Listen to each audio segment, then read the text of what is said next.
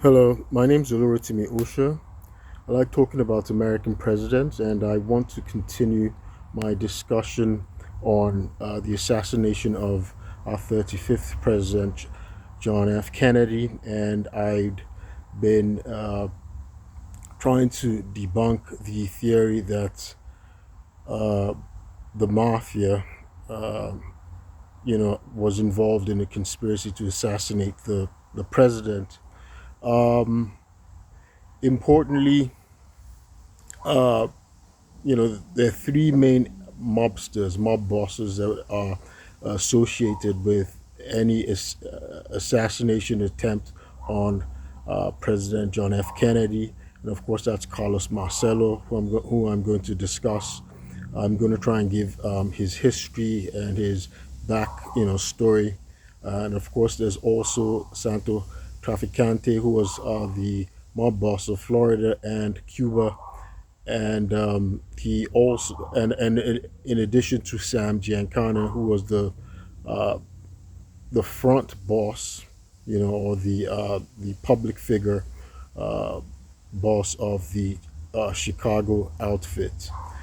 Now, um,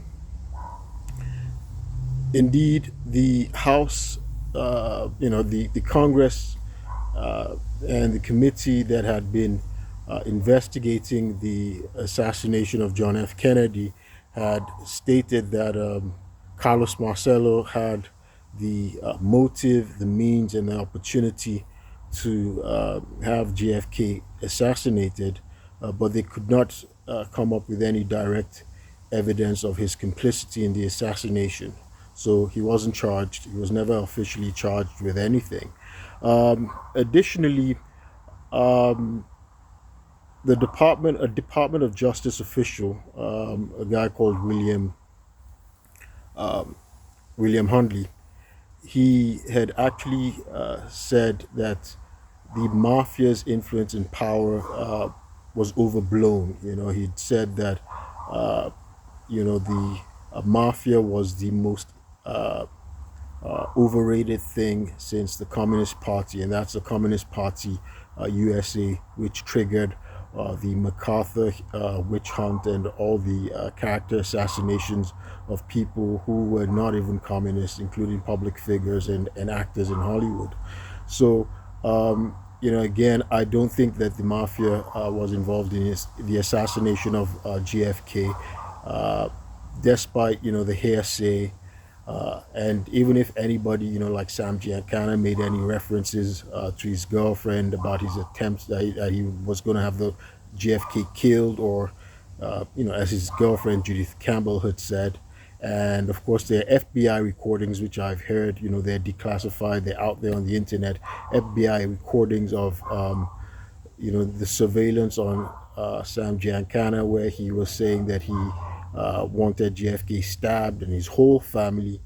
JFK was never stabbed. His whole family wasn't killed. And by the way, Sam Giancana was known to be very volatile, mercurial, explosive, unstable.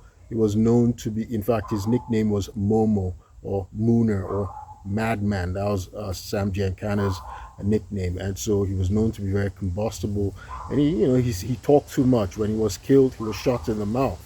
And so I think it was just his attempt, to steal the thunder of the actual culprits of JFK's assassination. And again, that's the Soviets, the KGB, as a former CIA director, James Woolsey, has claimed in his book. He's claimed that the Soviets had JFK assassinated. Um, I mentioned, I in a previous video I tried to debunk the notion, the claims by a conspiracy theorist that Carlos Marcello and the mob used all sorts of red herrings, a decoy, and subterfuge to throw off the trail, to mislead the public and the press of their involvement in the assassination of JFK, and to embarrass the FBI and CIA, to discredit them and make it seem like they did it. Again, that's the method of the KGB.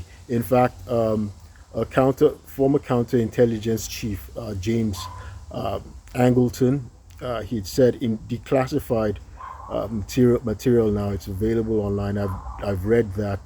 He said that the KGB was using disinformation to discredit and defame the FBI and the CIA and other U.S. intelligence agencies and institutions to make the public and Congress lose faith in them. Right. So that was the work of the KGB. It wasn't the MO or modus operandi of the mafia, to be using all sorts of subterfuge and decoys in their killings. They had left their trademark signature in their killings. Just like when they killed Sam Giancana, you could see that was a mob hit because he was shot in the mouth, and they said that that was for him to be silent, right? That they were silencing him, for talking too much, or so he doesn't talk or something like that. And Johnny Roselli as well, he was dismembered, put in a drum, and left somewhere. So you see they had their signature killings. You can't link it back to a particular individual, but you can know that it's a mob hit, right? That was their style, because when they made those decisions, that was the whole reason why they had a commission. When they made those decisions to order or execute a hit, they left a message. Now, I did say that it was not their style to use subterfuge, and I want to clarify that. There are instances where they use subterfuge. Like there was a period where the mob bosses, right, they used surrogates. They used front bosses, so that to throw off law enforcement, and so law enforcement does not, surveil the actual boss of a mafia family. And you can see that this was common in the Genovese family. It happened with Sam Giancana. Apparently, Sam Giancana was not the real boss of the Chicago outfit. He was just a public figure, and that was because the government was now, they were now cracking down, coming down heavily on the actual bosses who were sharing power at this time. That's Tony Accardo and Frank Rica. And they were pursuing both of them for tax evasion. There was a time, I think, Paul Rica, not Frank. Paul Rica himself was in prison, but he was sharing power with Tony Accardo. But now they were now pursuing Tony Accardo for tax evasion, and those men liked to operate under the radar. They were silent in the way. They were not flamboyant like Sam Giancana, so they let Sam Giancana act as the boss of the Chicago outfit, while they were actually the ones they authorized his actions, and until eventually he was when he was locked up in prison, for contempt of court. Was it in the 1960s, mid 1960s?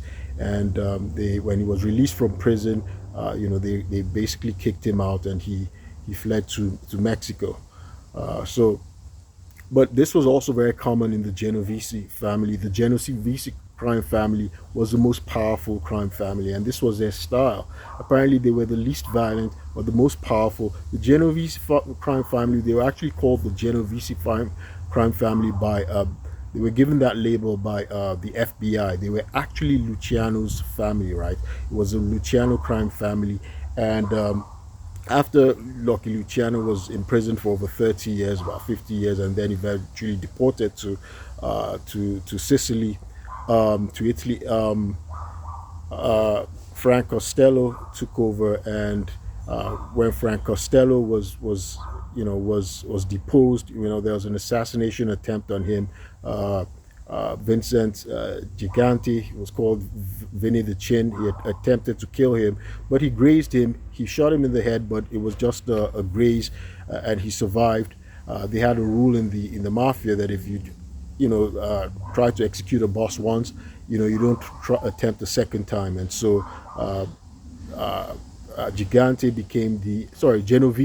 became the boss. Gigante was one who was sent to do the killing, He didn't kill him, but Vito Genovese became the new boss, and the FBI called the Luciano crime family the Genovese crime family, and it was the most powerful of the five families in New York. It was the most powerful crime family, basically in America, and so you can see they used so uh, when uh, when a guy called Lombardo would succeed Genovese as the boss.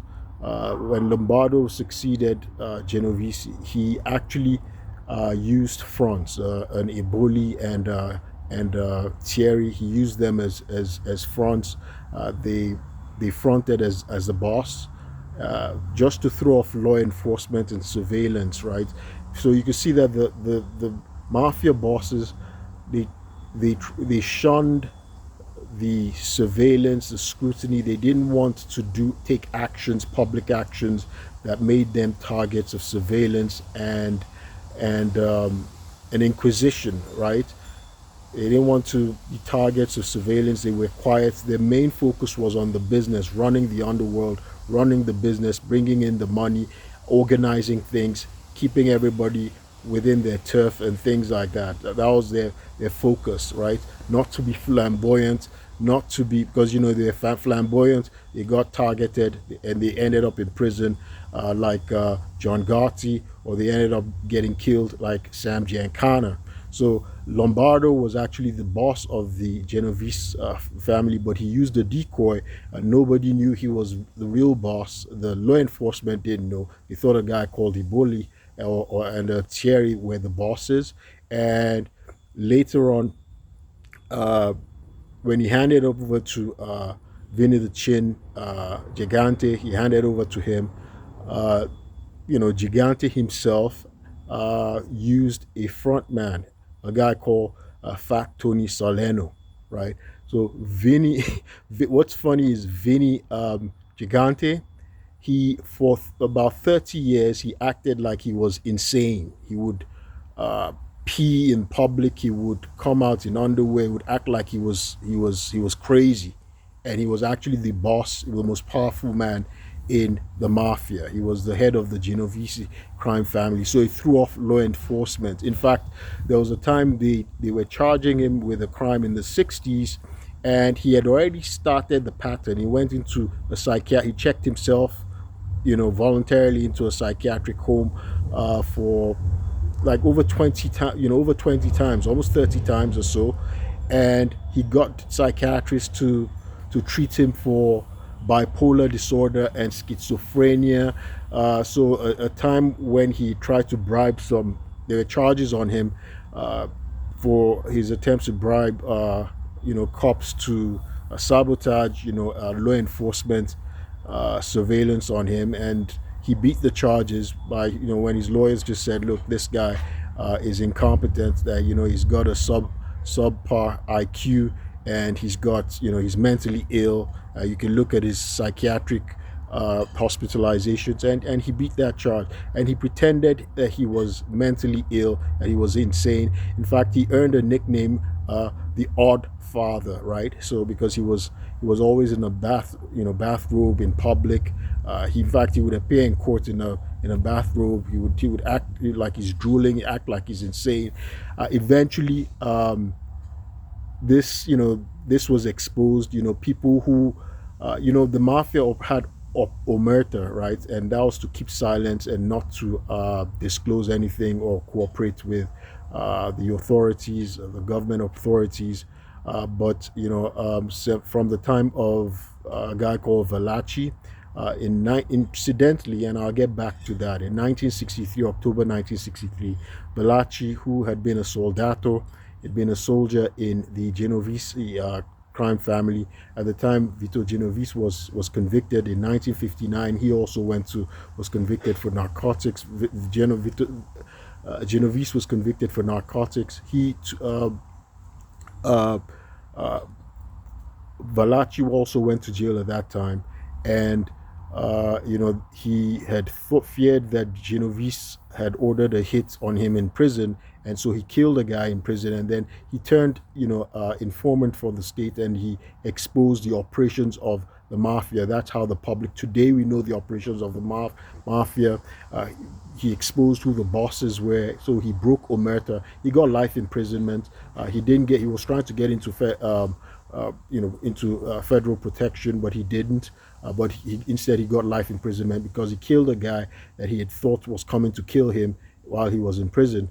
Because he and Genovese were in the same prison, and he thought that Genovese had ordered a hit on him, and so he killed that guy while in prison, and then eventually appeared at a congressional hearing. It was called the Valachi hearings. I'd watched the movie when I was young. It was Charles Bronson acted it, and I've actually seen the real documentary.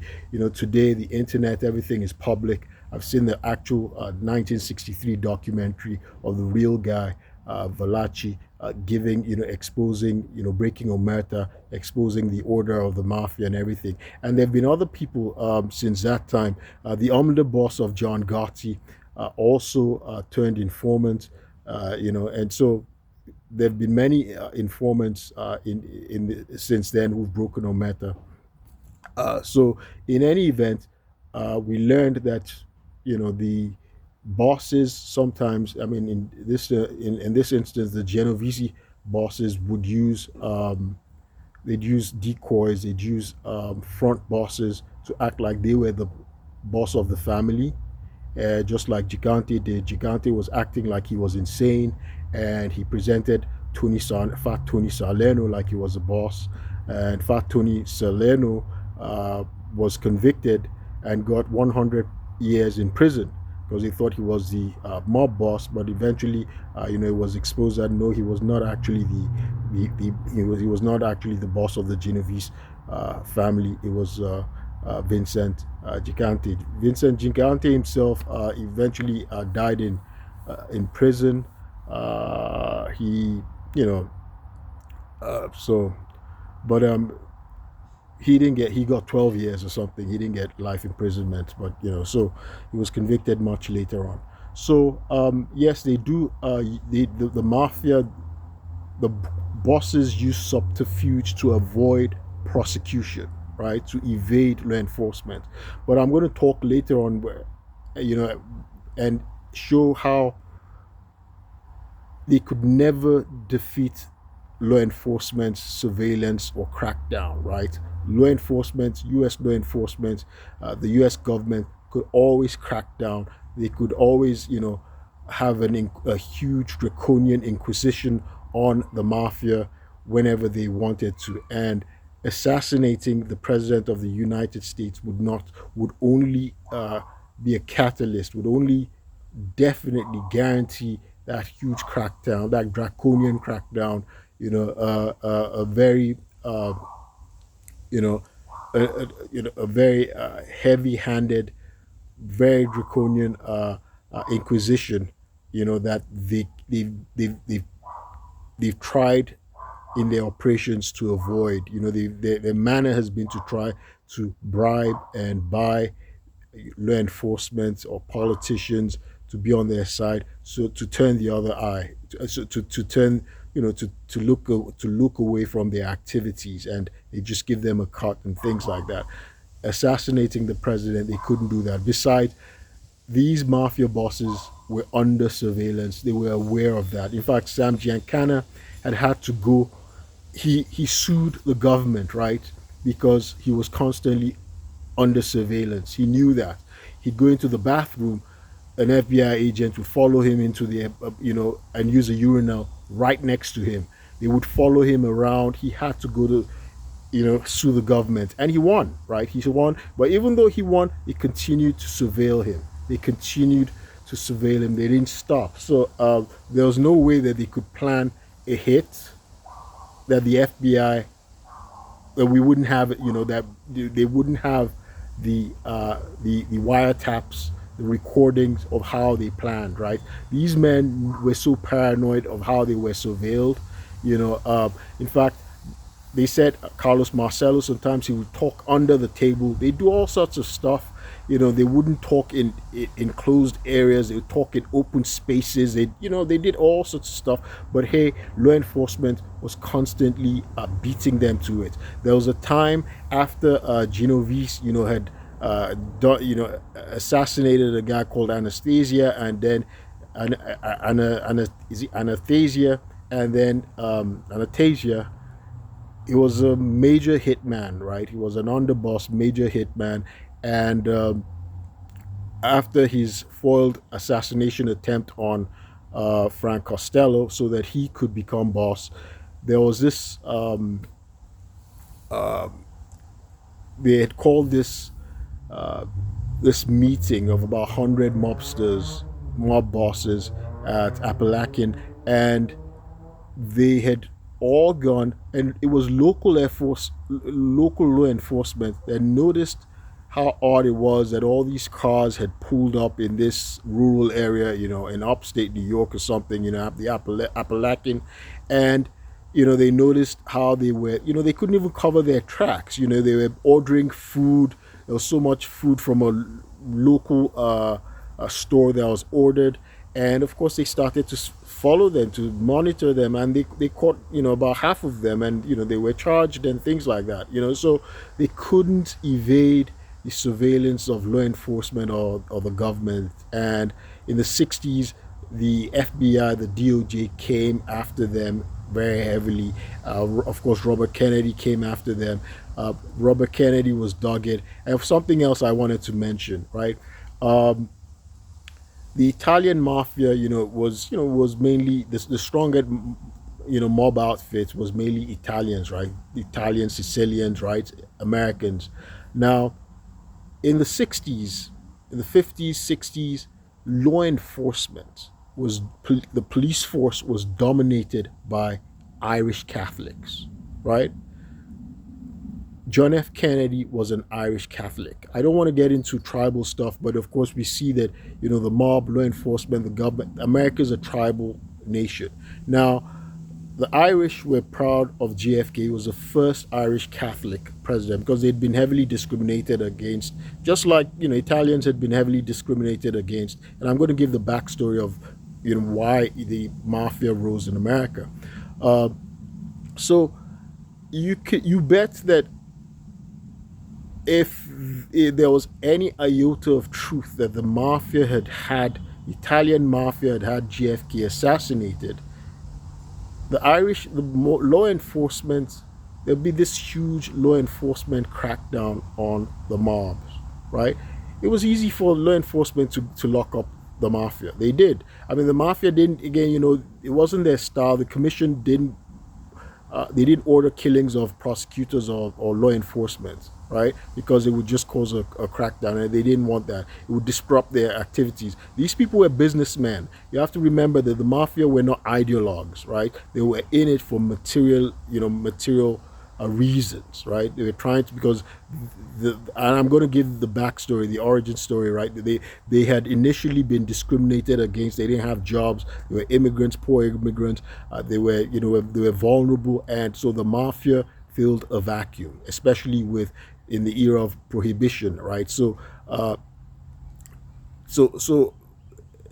there would be a blowback from law enforcement, which was predominantly Irish Catholic at the time. Now, something I don't want to do, I don't want to tell a one-dimensional analysis, which is, I don't subscribe to stereotypes, and so that's the reason that I'm actually going to give. I'm going to talk about it's unfair to associate Italians or misrepresent them as being associated with crime. I'm Nigerian, just like people want to misrepresent Nigerians as being associated with crime as well, being mobsters. By the way, there's a Nigerian mafia as well. So I'm going to try and give a the backstory. It's a sidebar, but I think it's good for clarification, so I don't tell a one-dimensional story or one-dimensional argument that's stereotyping, and I can give the rich, provide the rich background of Italians. We all know that Italians, they go back to the Roman Empire. That's the foundation of Western civilization, now world civilization that we know. The Romance languages, we know the Italian Renaissance. By the way, the Italian nation didn't come to be until the 19th century. But Sicily, the home of the mafia, which started in the 19th century, thereabout, was always part of the Roman Empire since the first Punic Wars, which was in the 3rd century BC, right? The Punic Wars went back to 3rd century BC. Now, they suffered a lot of invasions, right? There were a lot of invasions, they've had an Arab invasion. The Arab invasion came, during the, around 827 AD to 1091 AD, right? They were conquered by Arabs, and of course, then there was a Norman invasion in around the 11th, 12th century. Normans were the people who invaded England as well in 1066. That's from Western mainland Europe, the western part of mainland Europe, the Germanic parts, the Frankish area or whatever.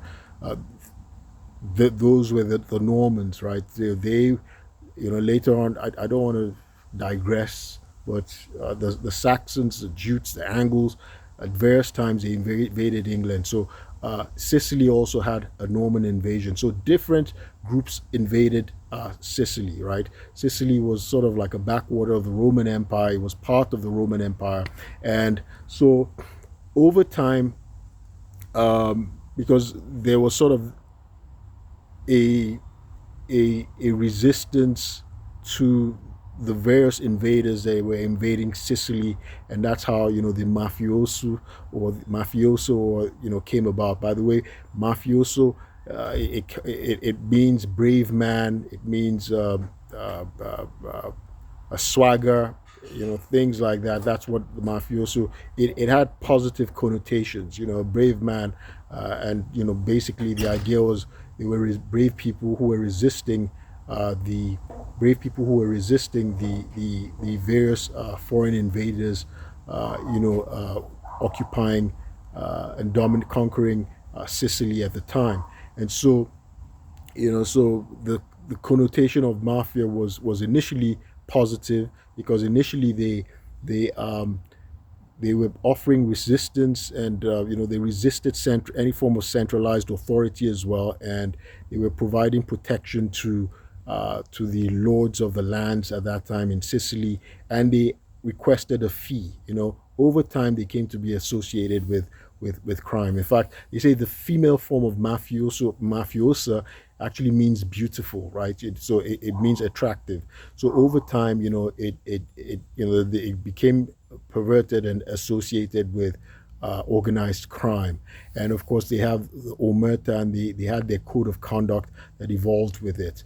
Now, the mafia came to be in about the 19th century, and many of them came from Sicily, because during the time of the 19th century unification of Italy, it caused a lot of hardship.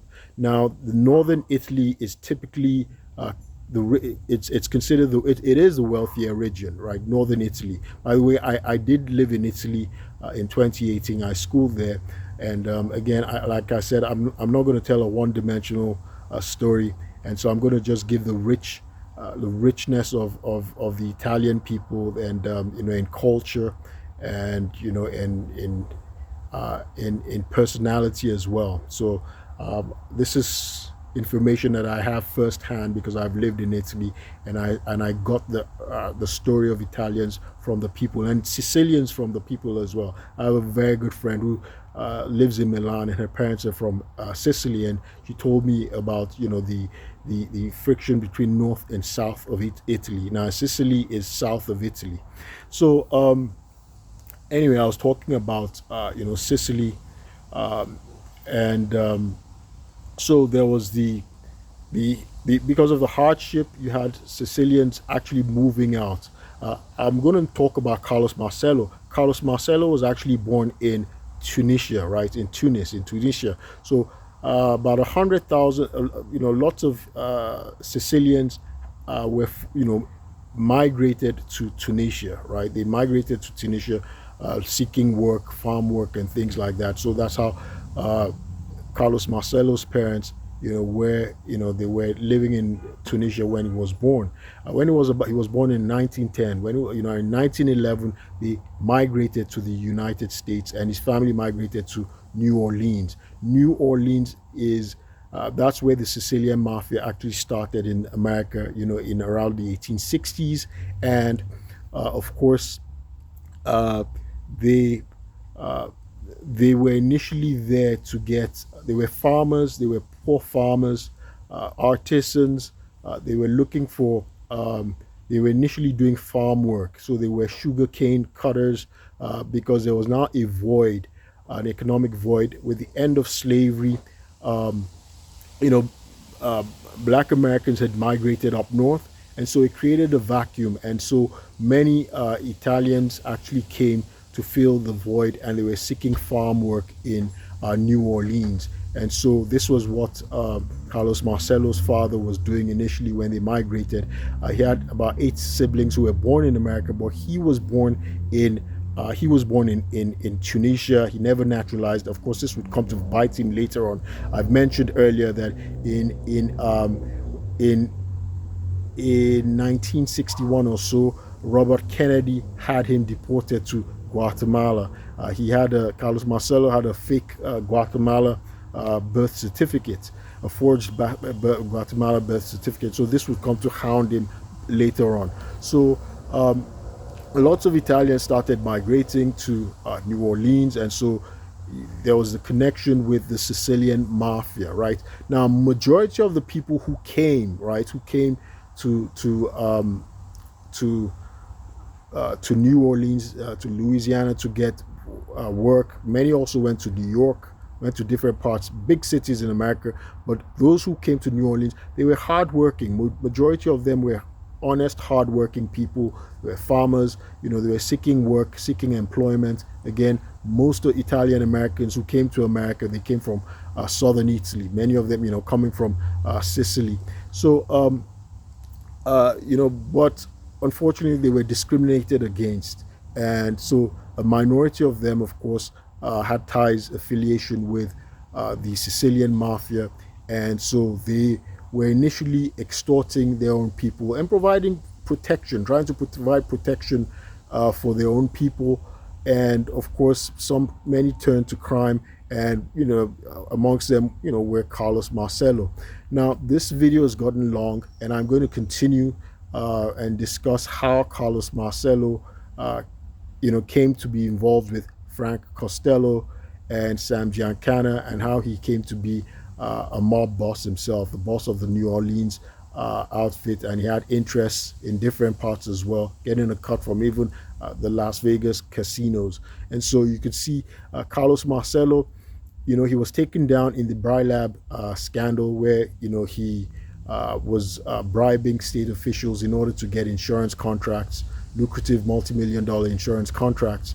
And it was in an FBI, a sting operation to get him. He was basically entrapped, but of course he can't use entrapment as a defense because he was a mob boss, right? He already had a propensity for crime, and they were targeting. In fact, the FBI, the government, spent a lot of money because about 50 agents were involved in that sting. So you can see that they could use something as trivial as bribing state officials to get a mob boss. They're not going to get away with the assassination of the President of the United States, a beloved President of the United States, and they would know it. JFK was a Purple Heart, by the way, the only president we had who was a Purple Heart. So I'm going to continue in a subsequent video just discussing the rise of Carlos Marcello as a mob boss. Again, I'm not doing this video to glorify the mobs. I'm not interested in gangsterism or crime, but what I'm interested in discussing is American presidents. And so I had mentioned earlier that when I discuss JFK, I'm going to discuss his assassination because there's been so many conspiracy theories. He didn't have a long term. He didn't complete his first term. He died in office, and it was LBJ who actually executed his goals, his programs that he had in mind. But JFK was assassinated There was a lone gunman who was caught, but he was killed 2 days after. He never got to go through to trial. He never got to disclose what really happened because he was killed by a mob affiliated guy, Jack Ruby, who himself died in prison, of cancer later on. So, that's why there's been that myth in association with the mafia. There's been hearsay that the mafia was involved. Yes, the mafia didn't like JFK's guts or Robert Kennedy's guts because they went after them like the Inquisition. It was a very it was just crackdown on them, and they were trying to literally destroy the mafia. But you can hate someone again, but you don't have to act on it again. The mob bosses were very shrewd. They understood that if they killed a prosecutor, they wouldn't kill an attorney general. They didn't kill him. The whole U.S. government would come out, would come down on them, right? And then killing the president of the United States, that would definitely be their Waterloo. It would destroy them, right? The DOJ, the government will go nuclear on them. They could declare war on them. You can see how powerful the U.S. president is. You see how the President Trump, number 45 and 47, how he's basically ordered military strikes, right? Strikes on narco terrorists, and they just killed them, blew them up at sea. So you kidding? The mafia understands that these are the powers of the United States president. They wouldn't do that with the U.S. government, right? They tried to kill Castro. They couldn't even kill the leader of a third world country. Yes, anybody can, a lone gunman, anybody can, because America is a very, it's an open, people carry guns, they have their Second Amendment in America. So it's, there have been people who have assassinated presidents in the past. And so Lee Harvey Oswald, he did it in the past on his own. What we're saying is the motive behind the assassination, the conspiracy behind the assassination. That's what I'm exploring in this discussion. But it can be done. Lunatics do it, and they're loners, raving, just lunatics who range the America. And unfortunately, people have access to guns, and that's the reason why many governments, state governments, have a policy, and federal governments, we have laws, gun control laws that prevent people who are mentally ill or have been convicted of violent crimes. They're prohibited from having access to guns. But again, you don't know until you know. So some of them, just people. We've had a history of, people who have acted as lone gunmen who've been crazed. There was Hinckley, who tried to kill our 40th president, Ronald Reagan. He was unsuccessful. There was, of course, there was Charles Guiteau, who assassinated our 20th president, James Garfield. And there was the anarchist who assassinated William McKinley, our 25th president, and of course our 16th president, Abraham Lincoln, was the first president to be assassinated by John Wilkes Booth. And so, it happens, but I think it's a crazy thing to do. There will be consequences. You'll be caught when you do that, when you try and assassinate the president of the United States. And the mafia, their business enterprise, they know they can buy politicians. Sam Giancana said they put Kennedy there by rigging elections for him in Illinois, in Chicago, in Illinois, and we know Kennedy won very narrowly by less than 115,000 votes. He defeated Richard Nixon. We don't know if there's any real truth to it, but these are the claims of Sam Giancana. We don't know if it was just egotistical swashbuckling, but if that's the case, the mafia know they knew that they could get him out through elections as well, without a foolish assassination attempt or assassination, which would only cause law enforcement government crackdown. It could get them the death penalty. Yeah, there were actually mobsters who were executed in the past, and killing the president of the United States, publicly executing him, would earn them the death penalty. They wouldn't be able to escape that. And I think they just were not crazy enough to do it. And that's my purpose. I'm trying to show that no, it wasn't the mafia who conspired and assassinated JFK. The smoke and mirrors, the subterfuge, the impudence of it all, that was more in line with the KGB. But the KGB is not going. That was not their style. Their masters, it's surveillance, intelligence, subterfuge, espionage. They're good espionage. You're not going to come out and expose themselves, reveal themselves, because it would undermine their methods, their operations, right? So that they just do it.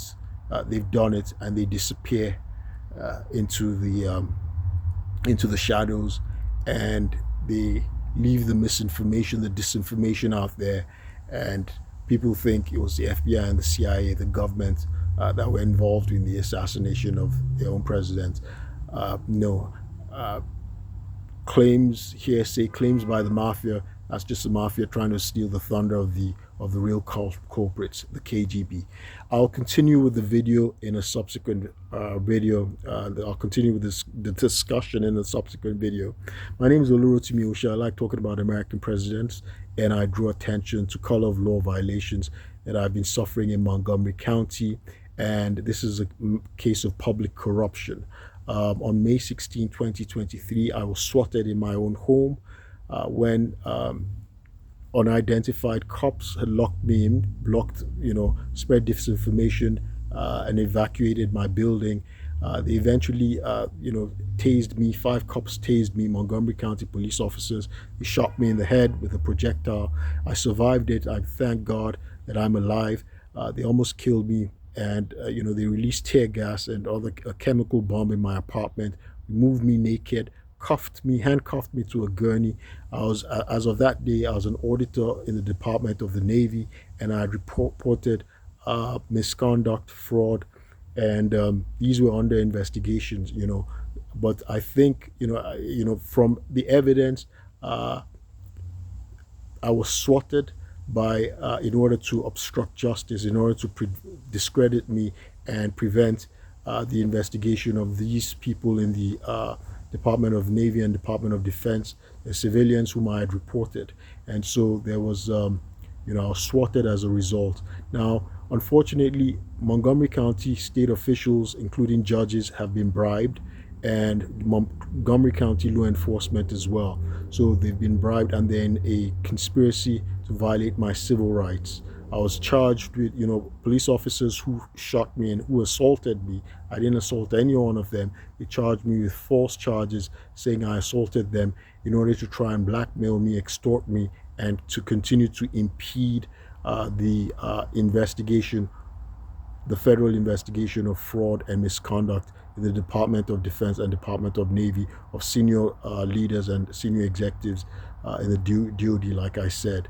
I'm a law-abiding American citizen. I'm proud I'm an American. I was a John S. McCain Strategic Defense Fellow, and I was doing my job to serve the American government because it's something that I believe in. It's government of we the people. And there's now an attempt to cartelize the bureaucracy and make it appear as if we have a deep state. No, these are bad actors. They're rogue actors in the government, and Americans can get them out of the government and have them prosecuted. I'll keep you posted. Thank you.